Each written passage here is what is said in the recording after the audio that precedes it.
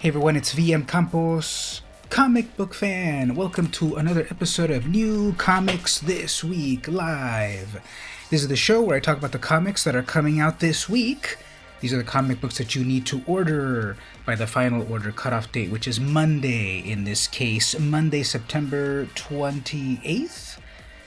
You need to order these comics at your local comic shops to be guaranteed your copy of these issue number ones, variant covers, multiple printings, trade paperbacks, or anything that stands out that is cool in the world of comic books from all the publishers, Marvel, DC, Image, Boom Studios, etc. If you're here live today, thank you for hanging out. Don't forget to shout out your favorite, where's my music? There we go, loop.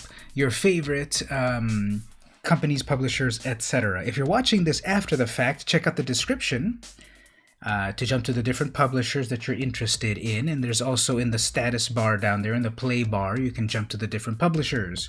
So let's talk about comic books.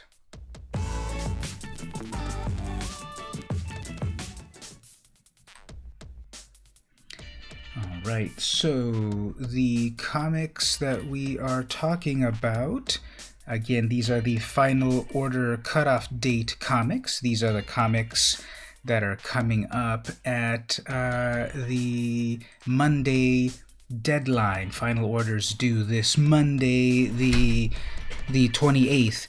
And if you order them at your local comic shops, you should get your own copy of these. Now, however, having said that, we'll start off with DC Comics, and DC Comics now will take their orders on Sunday, not Monday. Okay, so first of all, they quit Diamond Distributors, so that was a blow to things. Then they're publishing their comics on Tuesday instead of Wednesday when everyone else is, so that's weird.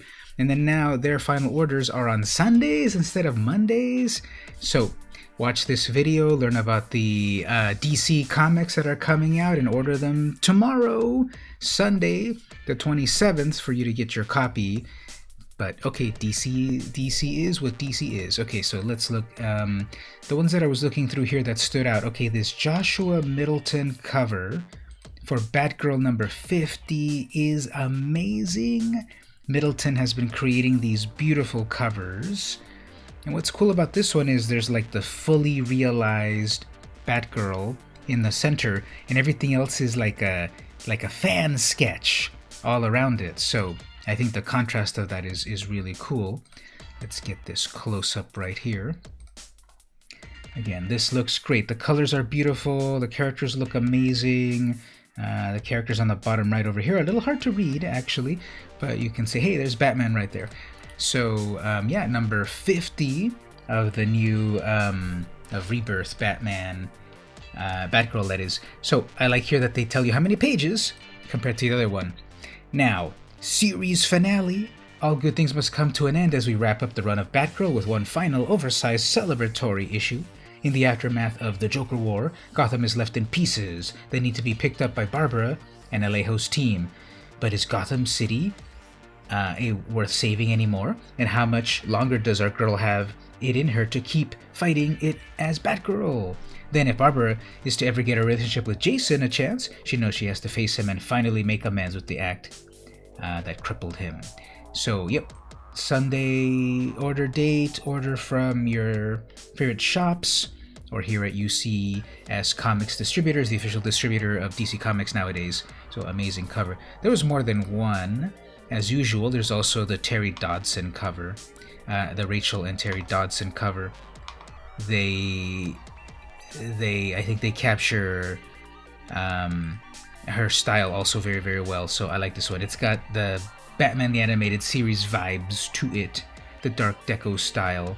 Here we have a little subtle bat ears. So yep, I think she looks a little bit older. I think the Dodsons make her look a little bit older in this, but Rachel and Terry Dodson art is amazing as always. So there's my pick there. Other things that stood out to me, well, the new Batman 3 Jokers number 3. I was reading an article that it took like literally years for this series to come out, and it's finally out. So what do you think about it? And of course there's 2,000,007 variant covers. Jason Fabok cover with Joker, the Red Hood cover, the black and white one, the purple variant, the Killing Joke Hawaiian t-shirt and camera variant. Minimum order 50 copies, so your local shop has to order 50 copies of the basic cover to get one copy of this one. We've got also the stand-up comedian one. This one's kind of interesting because, of course, the motif of the Joker's smile, and here it is in one of the possible origin stories of the character, that he was a failed stand-up comedian. And here he is getting pelted with a tomato, and he's got the tomato on his mouth, which makes the rictus grin smile that he has. And there's also, like, the Endgame Mohawk one. And then this one, it's a contact sheet. This is 1 to 450. Your comic shop needs to order 450 copies of the basic cover or other variations of it, and then they get one copy of this. So no stated price on it, but these other ones of 50 copies are $6.99. So at 1 to 450, that's a lot of orders. So your shop is probably going to sell it for $50 or more. Way more, who knows. But anyway, this is like every one of the variant covers that have come out with all of the various styles of Jokers. So pretty cool cover, but good luck getting it at a reasonable price. Batman Dark Knight's Metal, Rise of the New God. So here's a one shot. Batman always wins. This irrevocable truth resonates to the very heart of Perpetua's battle with the Batman who laughs. And when her ally reveals his absolute nature, she will upend his mantra and destroy the last planet, his planet. But that's not enough, and the mother of all creation must wonder, if power lies in destruction, why would she ever stop? So here's a one-shot of this whole, death metal universe sort of thing. And cover, I'm not a fan of the cover, but I want to check out the story, of course. It's James Tinian IV and Brian Hill writers, art by Jesus Merino and Nick Virella, and cover art by Ian Bertram. So that one's coming out, $5.99. Rise of the New God.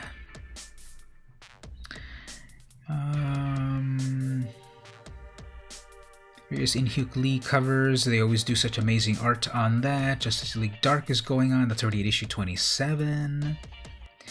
Here's a one-shot. Last God, Songs of Lost Children, #1 one-shot. This is from the Black Label. Dan Waters is the art and Steve Beach is the artist. I love this cover. Hopefully the interiors are also that good. A decade after the infamous Battle of the Black Stair, an incognito Queen Cyanth and her handmaiden embark on a journey to the poverty-stricken village that's outside of Tyrgolad. When faced with stories of disappearing children and real-life encounter with a great and ancient monster, Cyanth realizes the tales of monsters lurking are anything but folklore and must return to her warrior roots to slay another.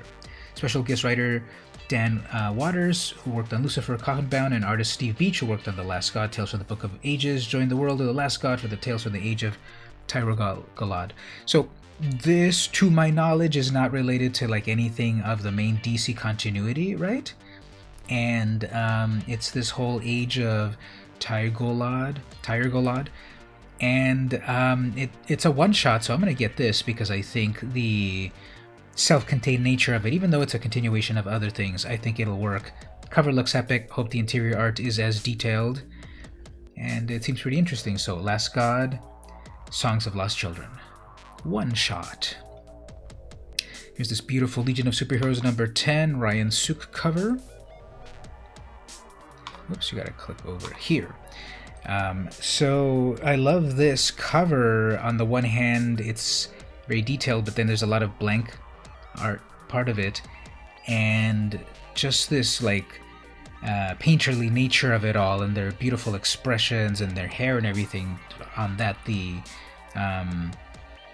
This cover sells me. I'm not reading Legion of Superheroes, but sometimes when there's a great cover out, I jump on board. Red Hood is on issue 50, so if you've been reading that one, here's another Red Hood issues to look at. A couple of variant covers. This is the Paolo Pantalena cover. image coming soon, but the final order cutoff is tomorrow. Suicide Squad, of course. Okay, and then the final one we'll look at for DC. Wonder Woman 675, cover B, the Joshua Middleton cardstock variant cover. It doesn't seem to say how many your shop has to order. I guess it's just 1-to-1. So just hopefully your shop can get it, no problem. Mariko Tamaki continues writing on that, and we've got Steve Pugh interior art, Middleton cover art, and this cover art, like, this is, again, amazing art by Middleton. This hyper-realistic, Gal Gadot style of realism with, like, the soft focus. This is an amazing cover. So 765, the invisible jet is going down, look out below. On a mission to the heart of a supervillain-occupied Zandia, Wonder Woman is stopped dead in her tracks by a turf war that's turning deadlier by the minute. So here's a good jumping on point, right? It's not like a continuation of the various stories that if you haven't read the previous issues, you're going to be lost here. So cardstock cover, 32 pages, $4.99. Final order cutoff is tomorrow, the 27th. Let's move over to the House of Ideas. And here we have Spider-Woman number 5, Alex Ross variant cover. So with not just her life but the family's on the line, Spider-Woman takes desperate actions as her own body turns against her, and with her enemies so close at home, can just hold herself together in time to save everyone. An unmissable blockbuster 100th issue with all the stops pulled and no punches. So this is, legacy number 100, current issue number 5. Fun fact, recently on the Wednesday podcast, I reviewed Spider-Woman number 1, her first number 1. She debuted on, Journey into Mystery number 300, whatever, versus Nick Fury. And then I read her issue number 1, and it just feels like a whole different lifetime away from what the current Wonder Woman, or Spider-Woman, has been for the last several years. But it's kind of cool to revisit the past. Here's an Alex Ross variant cover, which of course, another amazing Alex Ross variant cover. It looks a little bit more painterly than the usual realism that he does. Like the watercolors perhaps look a little bit different than his super realistic style, but here's the classic outfit. There's a little wrinkles there in the outfit that make for the realism, but again, overall, I kind of see this one is like a B instead of the usual A+ Alex Ross art. It's not bad, of course, it's way more amazing than I could ever do, that you could ever do, but I just, from the grand scheme of it all, it feels slightly less higher quality than the usual Ross art. Next up, Werewolf by Night number 1. What do we think about them trying to do their horror stuff again? Now, obviously in the 70s with the loosening of the comics code, a lot of horror comics came out on Marvel. Werewolf by Night, for example. So here we have Taboo as the writer, Benjamin Jackendoff, as well as artist Scott Eaton, and this variant cover by Jeffrey Vareghi. I went with this variant cover number 2. So, a new Werewolf by Night is prowling the Southwest, but all is not as it seems. A young man, a family curse, and an unholy experiment prove dangerous combination for a small time in Arizona. I never read Werewolf by Night in the 70s. I never read any version of it in any incarnation at all. Here's a number 1. I'll jump on the board on that. That'd be interesting to see what it's all about. And the cover's really cool. This Vareghi art, if you get a close-up, kind of like the logo. And it's vaguely motifs of the American Southwest, and black cover with like stark red tones, plus the eyes again give me that motif. Vareghi 2019, eh? We're towards the end of 2020, and this is signed from 2019. Interesting. Anyway, so Werewolf by Night number 1 of 4 coming soon. Iron Man number 2. So after yet another reboot of things, here we have Christopher Cantwell writer, interior arts by Cafu, and then Alex Ross variant cover. So this one, I believe, feels more like the classic super realistic style of Alex Ross. This is the A+ compared to Spider-Woman. This is the one that, look at all of this reflection and shadow and lights. Maybe just the classic Spider-Woman outfit cannot be made hyper-realistic like this classic Iron Man style, but you know, think about that. You even see like Tony's eyes in the glass and such, so that's A+. Tony has company and his name is Korvac. Tony Stark continues to roughly dismantle the fancy, shiny, and sophisticated ways of his past, but the world doesn't seem quite convinced that he's changed his rich guy tune. So brand new. We also have Hellcat coming in.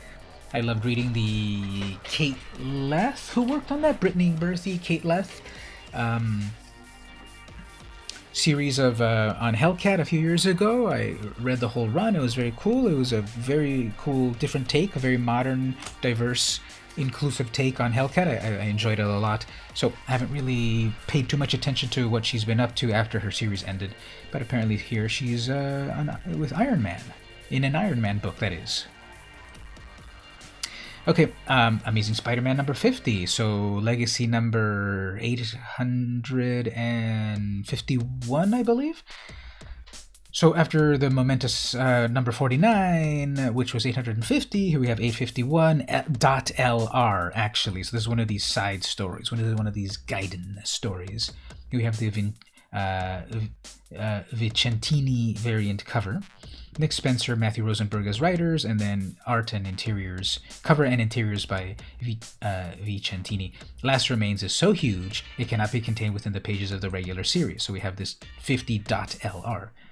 Kindred's assault is so epic, it's going to sweep the other spider heroes of the Marvel Universe in its wake. All this and the bombshell dropped at the end of ASM 49 rolls toward one of Marvel fandom's favorite characters. So what are they calling themselves now? The Order of the Web, I believe. That's the name of all of the spider characters now. So yeah, I love that there's just such a variety of spider characters out there. There's Spider-Gwen. Again, that's not the current Spider-Woman outfit, so I think the editorial needs to remind them, the artists, to get on the trolley. I'm also picking the other variant. I don't think they're connecting covers, but this is the other variant cover. I kind of like this one. It's a little bit more dynamic, mishmash of things. This one's a little bit more straightforward, but I also like it. I'm also picking this one up. I never quite like when we have Ghost Spider with her hoodie off. I think the stark white of it all looks a little weird. I think it's way better when she's got the hoodie on. Then Silk's outfit is always cool too. Miles Morales Spider-Man. I'm afraid I don't follow these two spider characters that much. I know I've read their names. Is that like Anya? Tell me there in the comments. But this is a brand new issue. Kind of don't love how Silk's arm is like that. It looks a little weird. I would just kind of be coming at you like that, like Gwen is. But yeah, still cool covers. I like the composition of it. So a couple of Spider-Man books right there. Number 50.LR. And then now moving over to IDW, Star Wars Adventure Shadows of Vader's Castle. They've been doing this for like the past 3 years or so, right? Every October, because we have 5 weeks in October. We had 5 weeks in September. But October, do we have 1, 2, 3, 4? No, we've only got 4 weeks in October. We had 5 weeks this September. So 5 new comic book days to enjoy. They've been doing this for a few years. They've had these, Tales of Vader's Castle sort of thing. These horror-themed books every year for the past 2 years, I believe. I picked up the ones from 2 years ago, not last year, I guess. And here's another one coming around. So, writer, Cavan Scott, bunch of artists, interiors, because it's like a little anthology sort of thing. Francesco Francavilla, Nicoletta Baldari, Nick Brokenshire, covers by Derek Charm. The Empire has fallen, and the Mustafarians celebrate, but they know they will never be safe as long as they live in the shadow of Vader's castle. 2 young boys decide that they're going to destroy the castle themselves, but a wizened old Mustafarian tries to put them off by telling them tales to teach them the lessons they might otherwise have to learn the hard way. So it's a fun anthology series, no page count, but it's $7.99. I believe this is publishing weekly. If we follow last year and 2 years ago's schedule, which was publishing every weekly. And IDW has been doing that recently with their Star Wars books, published that one Clone Wars series weekly, so check that one out from IDW. Moving over to Dark Horse, we have Stranger Things Halloween Special one-shot. So on a previous show, I talked about that other series. What was it called? Camp Technology or whatever. If you're into Stranger Things and you want more stories, here's a comic. Dark Horse currently has the license. Michael Morecci as the writer, artist Todor Hirstov, and cover artist Francesco Francavilla. Where's his logo? There it is right there. His huge, obtrusive logo to remind you this is a Francavilla cover.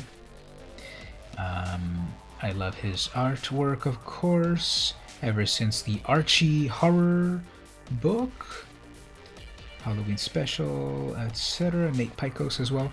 So it's Halloween night in Hawkins, Indiana, and Will, Mike, Lucas, and Dustin gather in Castle Byers to eat candy and scare each other with a spooky story revealing the quaint town's deepest kept secret. Which one? The Child Eater of Hawkins. Comic tie-in to the next Netflix show takes place 6 days before season 1 begins. So I kind of love these prequels and sequels and side stories that they can do in comics.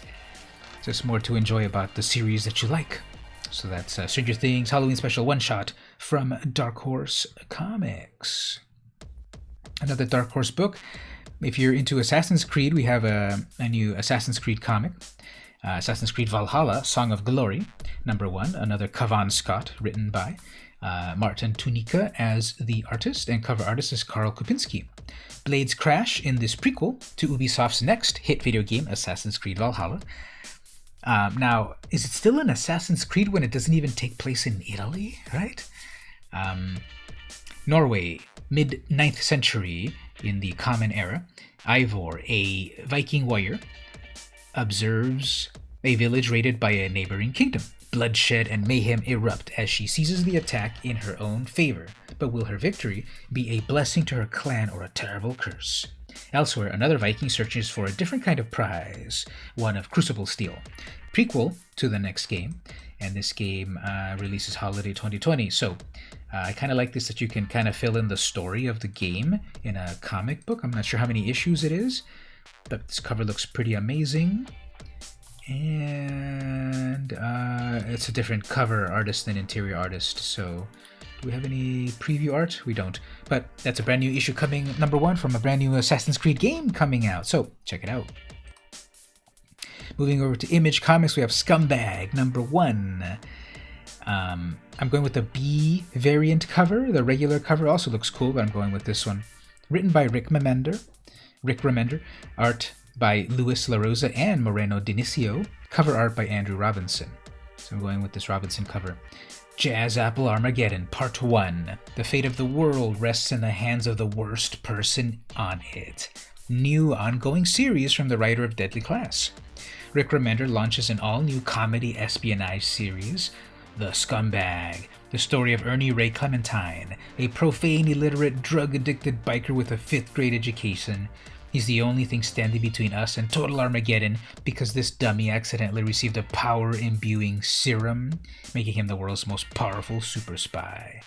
So, this new ongoing series will feature a murderer's row of all-star artistic talent, rotating each issue. The first issue showcases the stunning work of Luis LaRosa, with subsequent chapters and covers by brilliant talent such as Andrew Robinson, Eric Powell, Tula Lote, Wes Craig, Roland Boshi, Simone DeMeo, Marguerite Savage, Duncan Fegredo, Yannick Paquette, Mike McCone, Dave Johnson, and Moreno Dinicio, and many others. So that's cool. And here's a preview of the first art, but first let's look at this cover. Obviously, it looks like these amazing Grindhouse movie covers right there. Are those eyeballs or boobs? There must be eyeballs. The world's fate rests with the worst person on it, the Scumbag. #1, very cool, trippy cover. Firebird over there. Another 2019 cover right there. But let's look at some of this interior art with this rotating crew of creators. This looks cool. Cool Dutch angle shot, very mannered, cartoony characters. I like that. Busy backgrounds. Wow. Try that stuff on me, you lose a hand. Peace, oh girl owes the outfit 20 large. So yeah, this interior art's amazing. Like it a lot. Look at that. Look at the stubble and everything. This interior art is pretty amazing. So can't wait to pick this one up. This one's coming out, The Scumbag. I just watched a movie yesterday on Turner Classic Movies, CC and Company, starring Anne Margaret and Joe Namath.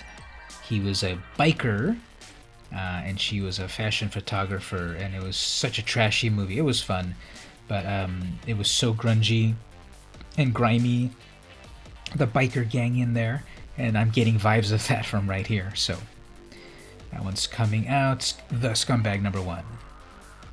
Another Image book, Rat Queens #22. On the one hand, it feels like Rat Queens has been around forever, but on the other hand, it's barely on issue 22. And I think that's because, you know, they take time off, they regroup, they continue the story, they get it ready to then go on to the next plots and so forth. And this is just a beautiful cover. I love the monochromatic nature of it. The character design of this character is amazing. Look at those spikes. How does she sit? And then the eyes and everything looks great. So it is issue number 22, and it is a part 2 of a story, so you might go back to the previous issue to get the gist of the story. The God Dilemma, part 2. No gods, no rules, all problems. Business is booming for our heroes for hire, but the dissolution of an ancient treaty has put Palisade in the crosshairs of a monster squad with an appetite for long nights, party fights, and wolf bites. Hey, that rhymes. So Rat Queens 22, you can get all of the collections very easily to catch up, or just go back one issue to 21 to know what this current plot is about. One more Image comic. Okay, in the tradition of back in the good old days, in the year 2008, that is, 10 years ago, a young, plucky senator was running for the presidency, and he won it because of the endorsement of one Savage Dragon. 10 years later, 12 years later, we have the current Savage Dragon making another endorsement. Here we have, I'm Malcolm Dragon, and I endorse Joe Biden and Kamala Harris for President and Vice President of the United States. So the original Savage Dragon endorsed Barack Hussein Obama, way back in 2008 on a variant cover. And those covers are kind of valuable now. Of course, Obama on a cover, as well as Obama on the Spider-Man cover. And so Larson has shown his disdain for the current tyrant who illegally occupies the White House. And here he, never forget, he's impeached for life. Here he is endorsing the next president and vice president, Joe and Kamala. So this is a variant cover. It doesn't seem to have a minimum order, but get this one for the collectability of it all and the, future predictability of it all. So what's the story? The Vicious Circle Reborn. The notorious criminal organization known as the Vicious Circle has left Chicago and found a new home in Toronto, Ontario, and their only obstacle is Malcolm, son of the Savage Dragon.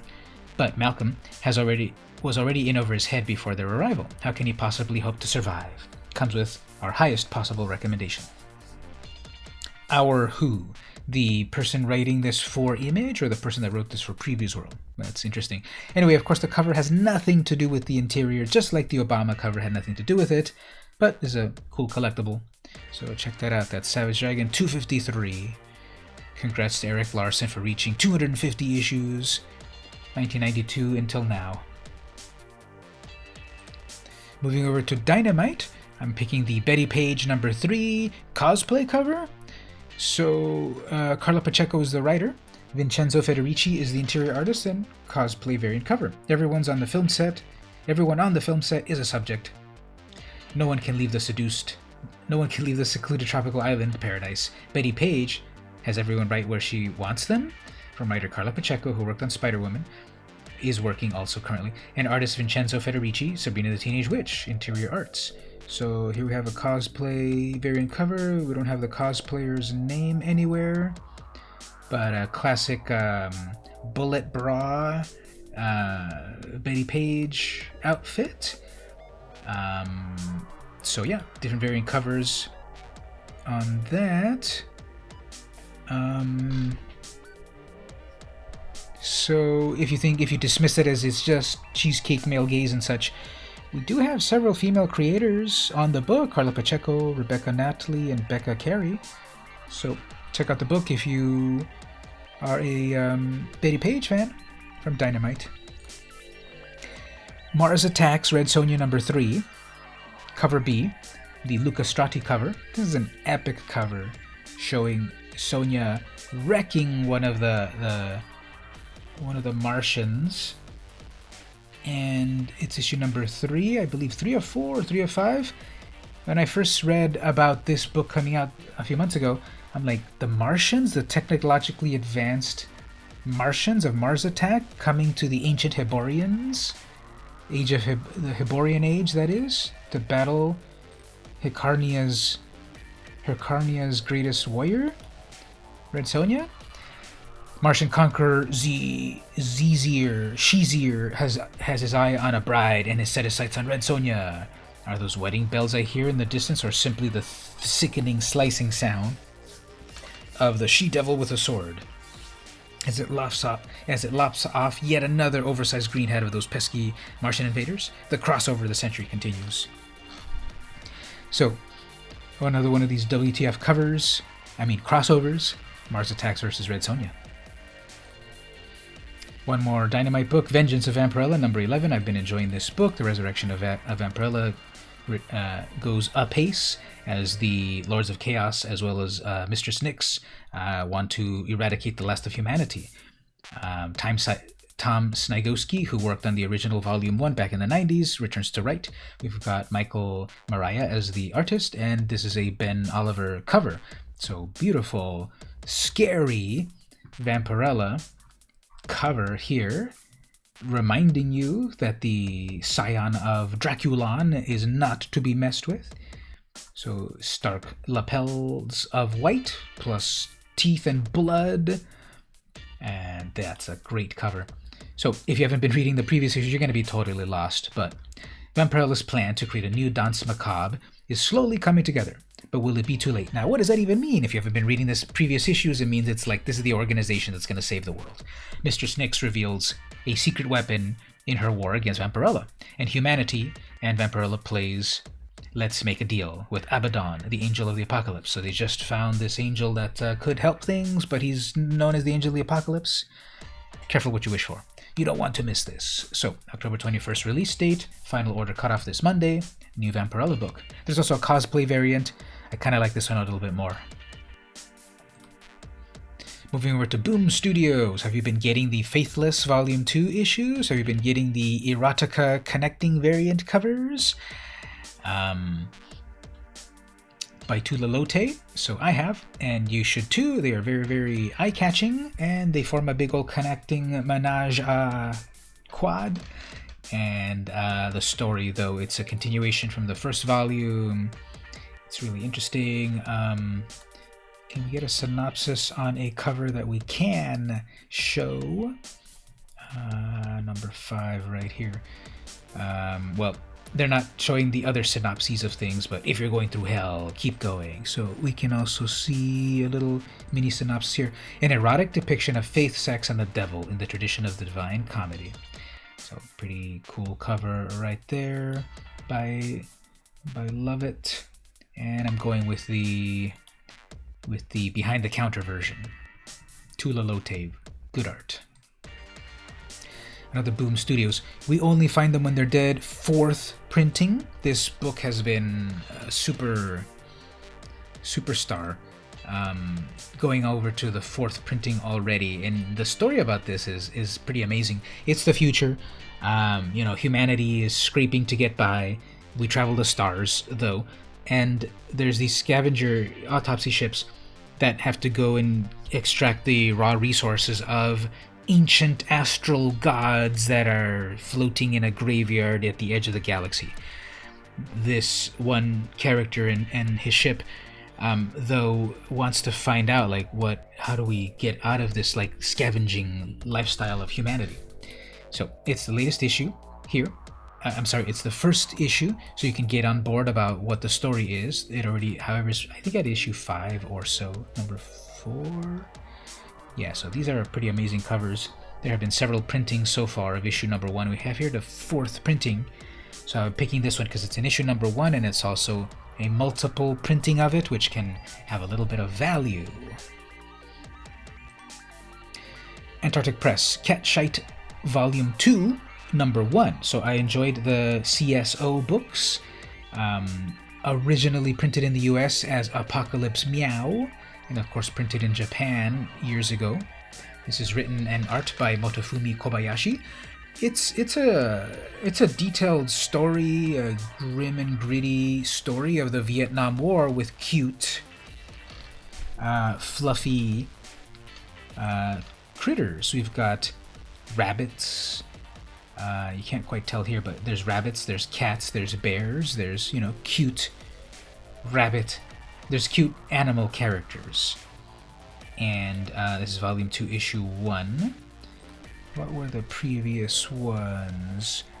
Volume 2, 1, volume 2, 2, volume 2, 3. So, can we look at this other art over here? Yeah, so I guess on this one they're going with the realistic characters. No, I'm not sure what they're doing, what the creator is doing here. Some are realistic, some are cartoons. But yeah, it's a depiction of the Vietnam War. This is interesting. This is a Japanese depiction of the Vietnam War of the American side. So, the ever-changing, always dangerous assignment of Sergeant Perky Rats, and Botaski, aka the Special Forces Unit Catshite 1, continues this time with the trio out to destroy the bridge on the Ho Chi Minh Trail. The combatants may look fuzzy, but their stories are all too gritty. Yeah, it's a pretty violent book, a lot of adult language. It's a war story with cute characters. So is that a way to sort of make it palatable to read about the history of one of the worst conflicts in US and Vietnamese and Asian history? So check out that series, volume 2, number 1. Over here on Archie, we've got Madam Satan one-shot, so one of the Chilling Adventures of Sabrina one-shots. They should go back to the main Sabrina story in the comics. They should go back to the main Archie story in the comics. That series is dead, and that's really sad. Like, what happened with that series? Everyone became a big Hollywood star, and they just stopped making the book. So, Elliot Rahal is the writer. Julius Ota is the interior art. Robert Hack is the cover artist. Hack was doing an amazing job on the original Sabrina books. He was doing the interior arts and the covers. And so here we have Madam Satan. From the world of the hit series Chilling Adventures of Sabrina, I hope you do mean the comic book, right? Don't even like say the hit Netflix show. It's like it all started in the comics. Never forget that. All of the movies and TV shows and streaming series that you love came from these comics. Don't forget about that. Go back and read the originals. The Queen of Hell has had enough playing second fiddle to the devil himself and is ready to take matters into her own hands. Will Madam Satan prove herself to be the most powerful being of the underworld? Find out in this terrifying one-shot tale. So here's the cover art. Robert Hack. Ooh, a very high quality scan of that. His art is amazing. I love these brush strokes and sometimes simplified but very evocative artwork there. That's a great cover. I'm also picking the regular cover. That was cover B. The regular cover is by Julius Ota, and we'll look at the interior art one moment. But here's the cover. A different sort of take on the character. Not enough of the white on the hair, but here definitely digitally colored and very luminous colors. Yeah, pretty cool flames and everything. Excellent expression. Okay, let's look at the interior art. We get a preview of it here. This art also looks very good. It's the same artist, right? It's Ota. Yeah, this is great interior art as well. There's no text given. A flaming familiar. That's cool. And there's no text, just a cover. And that little guy's like, whoops. And she's all like, get out of here. So this is great. Oh, I see, this is... And then Madam Satan's demonic eyes. I guess that's the devil there. Yeah, I can't wait to get this one. It's a one-shot, but it's good to return to this world of Chilling Adventures of Sabrina, Archie horror sort of thing.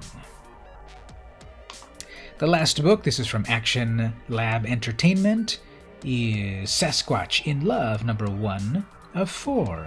Jason Nutt is the writer, and Alexis Vivallo is the artist. Meet Holden. He's well-read, caring, and single. He's also the world's last Sasquatch. When Holden falls for Grace, the filmmaker who's come to rural Oregon to make a Bigfoot documentary, he enlists the aid of his best friend and local veterinarian Felix to find out more about her. So, this is just a fun, dumb comic book. Not dumb to put down the artists or the creators, but just like Sasquatch in love with a field researcher, and this art looks hilarious and rated T. Action Labs does a lot of fun stuff, so this is where we'll close this week's New Comics Live show. What did you think about the comics here that I showed from Marvel, DC, Image, Action Lab, everything in between? There's a variety of ongoing books from the big names. There's some Batman books that I like, some Spider-Man books. There's some Image books, some more creator-owned indie books and such, grim and gritty books, fun books, everything in between, and that's what I like to pick. A lot of issue number 1, some cool variant covers, some spec books and that sort of thing. Get that 4th printing. It's going to be so low print run that it'll probably have a good value. But yeah, if anything that I missed here, let me know in the comments. Don't forget to come by every 1 p.m. Pacific time on my YouTube as I talk about comics. Like, subscribe, share, all of that good stuff. Thanks for coming to hang out. This has been VM Campos, and I'll see you next time.